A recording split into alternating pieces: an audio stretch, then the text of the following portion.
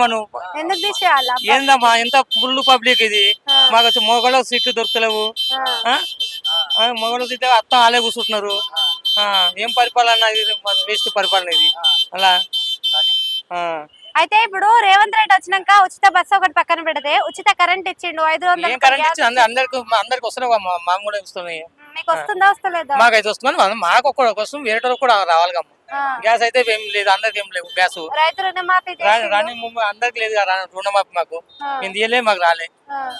మరి ఇంతకు ముందు కేసీఆర్ ప్రభుత్వంలో చూసుకున్నట్టయితే అసలు ఏవి పథకాలు రాలేదు, ఓన్లీ డెవలప్మెంట్ చేసిండు. మరి ఇప్పుడు డెవలప్మెంట్ లేదు, పథకాలు ఉన్నాయి. మరి ఆయన నచ్చిందా గిన నచ్చిందంటే ఏం చెప్తారు మీరు? రైతు బంధు అయితే మాకు ఆయన ఉన్నప్పుడు అయితే, ఇప్పుడైతే పడతలేవు. రైతు బంధు బంద్ చేసిండు.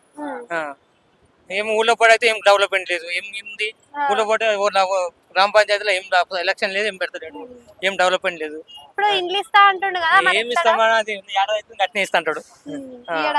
ఏమి ఇస్తాడు ఆయన, ఏడాది. ఇప్పుడైనా యువతకు ఉద్యోగాలు వస్తాయంటారా మరి ఈ గవర్నమెంట్ లో అయినా? వస్తాయంటారు, రాష్ట్ర మస్తు అంటూ చెప్తుండు, గట్టినే చెప్తారమ్మ. ఏ రాష్ట్రంలో అయినా ముఖ్యమైనది విద్యా వైద్యం. మరి విద్యా వైద్య విధానం మన దగ్గర ఎట్లుంది?